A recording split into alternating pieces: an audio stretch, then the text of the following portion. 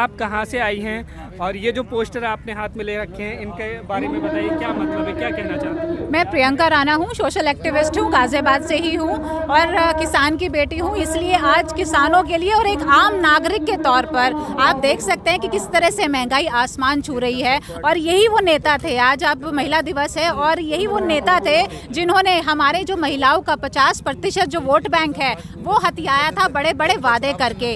आप जानते होंगे कि ये सारे जितने भी थे आपकी हेमा मालिनी और राजनाथ जी, जब छोटी छोटी बातों पर सिलेंडर और सब्जियों के ऊपर महंगाई के ऊपर इतना शोर मचाते थे और ये कहते थे कि हाय कितनी महंगाई हो गई है और सरकार कुछ कर नहीं रही है। तो आज मैं पूछना चाहूंगी आखिर ये लोग लापता कहाँ हैं, क्योंकि महंगाई तो आज और ज्यादा आसमान छूती जा रही है।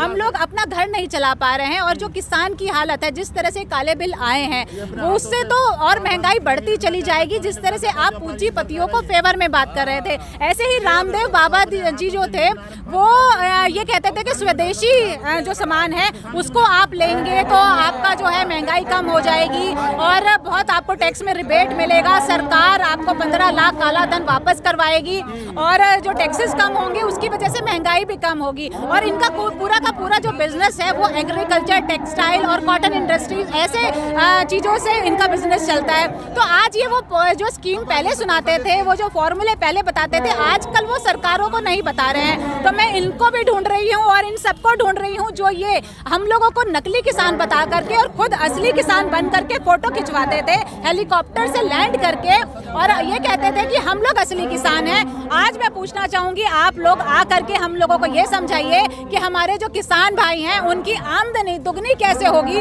आप हमें ये समझा दीजिए कि जो आप ये कह रहे हैं कि ये जो हमारे किसान के हित में है ये काले कानून, वो किस तरह से हमारी आमदनी बढ़ा देंगे और किस तरह से पेट्रोल, डीजल और जो सब्जियों के दाम है वो कम कर देंगे। आप हाथों में चूड़ियां भी लेके आई हैं, क्यों लेके आई हैं, किसके लिए लेके जी? पहले आपको याद होगा स्मृति ईरानी जी हर बात पर प्रधानमंत्री जी को चूड़ियां भेंट करती थी। आज मुझे लगता है उनके पास चूड़ियों की कमी हो गई है और वो चूड़ियां मैं आज उनको भेंट करना चाहूंगी, क्योंकि ये जितने भी नेता हैं जो आपके प्रधानमंत्री से लेकर के आपके जितने भी बीजेपी के अंदर नेता बैठे हुए हैं उनको भी इन चूड़ियों की जरूरत है, क्योंकि वो आज मौन है। आज यहाँ पर शहादत हो रही है, शहीद हो रहे हैं हमारे किसान भाई।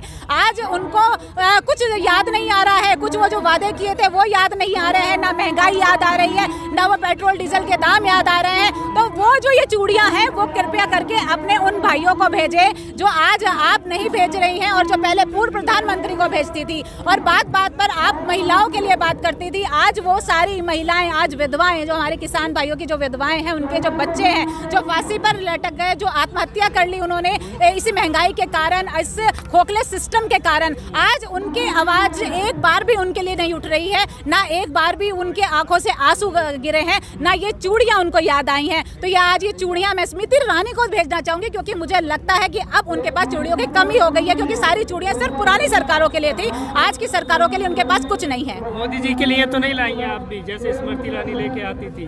देखिए मोदी जी, हर चीज को मैं मोदी जी पर नहीं कहूंगी।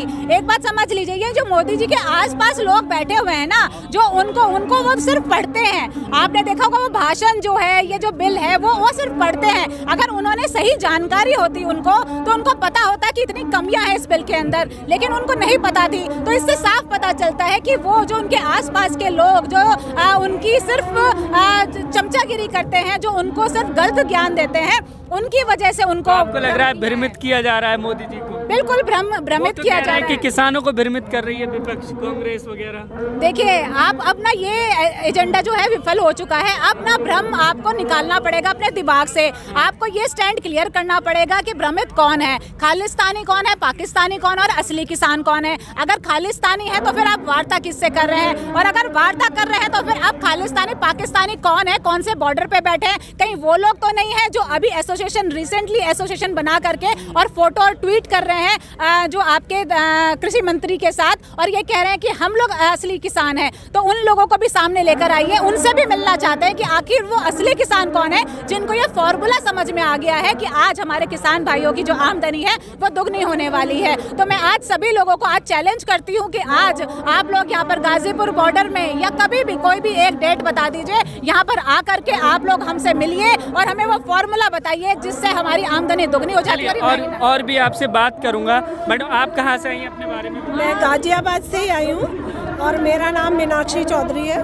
तो इसमें हेमा मालिनी जो हैं वो तो किसानों की बहुत बड़ी हमदर्द दिखाई देती हैं जब वो गेहूं काटने के लिए आती हैं चुनाव के टाइम में, तो उनका विरोध क्यों कर रहे हैं आप लोग? क्योंकि देखो, जैसे कि आपको पता है कि हेमा मालिनी जी सांसद हैं मथुरा से, है ना।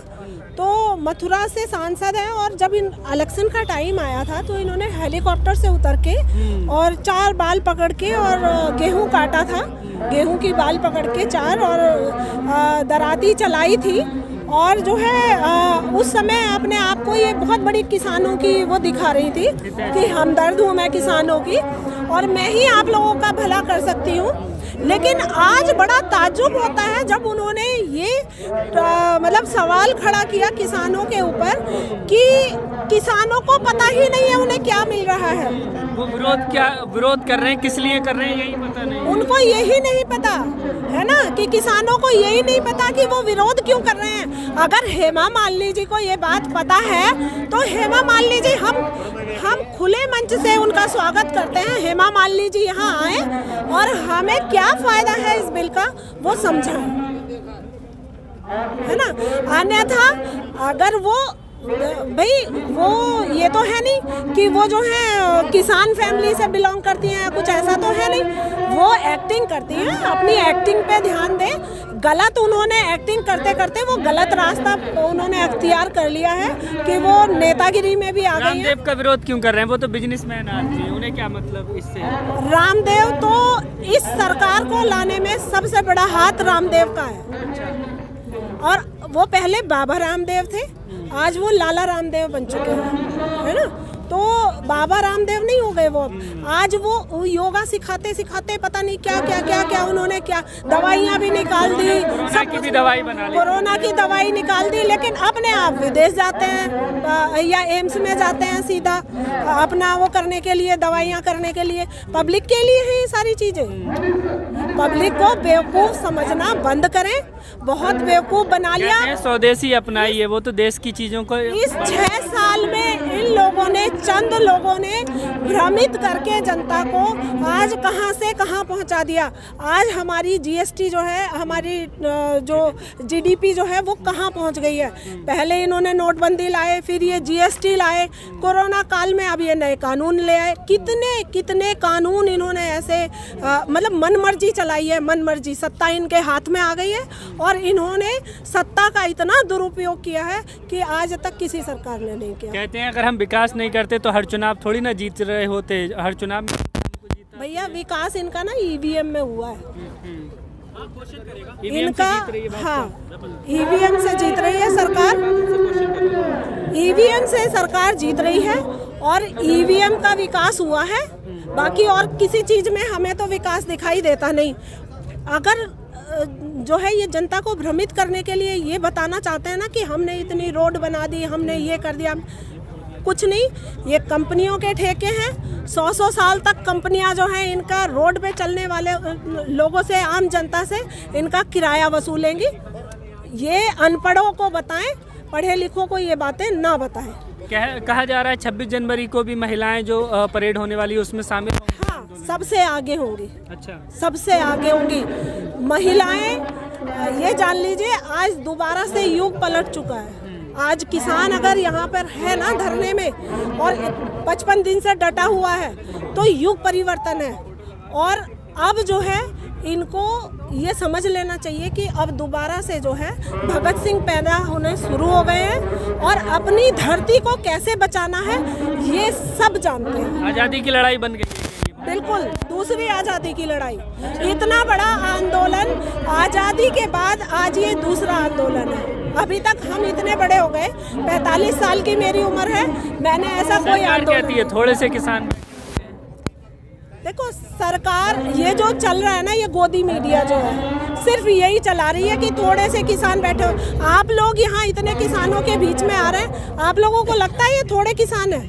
हमें तो नहीं लगता, अपने बॉर्डर पर बैठे हुए हैं। तो फिर अब कहने दो, वो तो फिर क्यों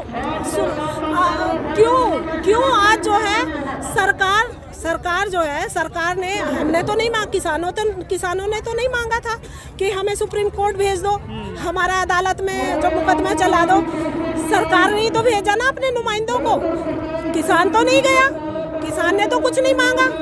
किसान तो सिर्फ ये कह रहा है ये काले कानून वापस ले लो, और जो है हमारा उस पे हमारा MSP पे जो है सरकार कह रही है कि कानून वापस करने के अलावा कुछ भी आप कहेंगे मानने के लिए तैयार आज सरकार इतना डर गई है, आज सरकार डरी हुई है, और सरकार जो है आज इतना डर चुकी है कि पहले तो उसने जो है कोर्ट में भेज दिया, जब कोर्ट से भी कुछ वो नहीं हुआ, हल नहीं निकलता दिखाई दिया, तो कमेटी बना दी। अब कमेटी का भी एक मेंबर चला गया है ना, कमेटी भी भंग होने को तैयार है इनकी। अब इन्होंने जो है आज फैसला आया है कि जो है सुप्रीम कोर्ट ने हाथ खड़े कर दिए, अब भैया सरकार जाने, किसान जाने और पुलिस वाले जाने, है ना। तो ऐसे नहीं होता है, ऐसे नहीं होता। किसान डटा हुआ है और डटा रहेगा जब तक ये तीनों काले कानून वापस नहीं हो जाते।